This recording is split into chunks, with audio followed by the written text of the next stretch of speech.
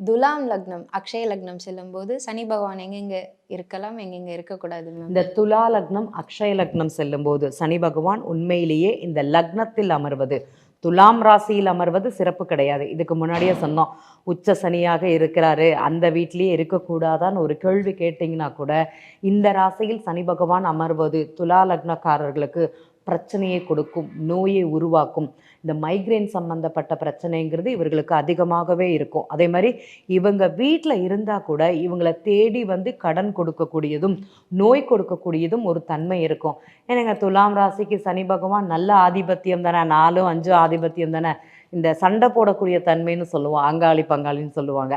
அதே மாதிரி ஒரு தன்மை இவர்களுக்கு அதிகமாகவே இருக்குன்னு சொல்லலாம்.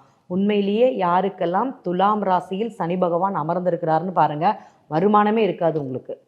நீங்கள் பார்க்குற வேலைக்கும் கூலி வாங்குறதுக்கும் பாதிக்கு பாதியாக இருக்கும். மோர் டிஃப்ரென்ஸ் அப்படிங்கிறது அங்கே கொடுக்கும்.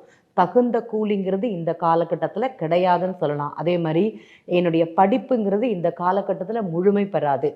நீங்கள் படித்த காலத்தில் நான் படிப்பை பாதியில் நிறுத்திட்டேன், எனக்கு கை கொடுக்கலன்னு யார் இருக்கீங்களோ, உங்களுடைய லக்னம் அக்ஷய லக்னம் துலா லக்னமாகவும், அதே மாதிரி இந்த படிப்பு சம்மந்தப்பட்டதில் அது கை கொடுக்கலை அப்படிங்கிறது யார் இருக்கீங்கன்னு கொஞ்சம் கவனித்து பாருங்கள்.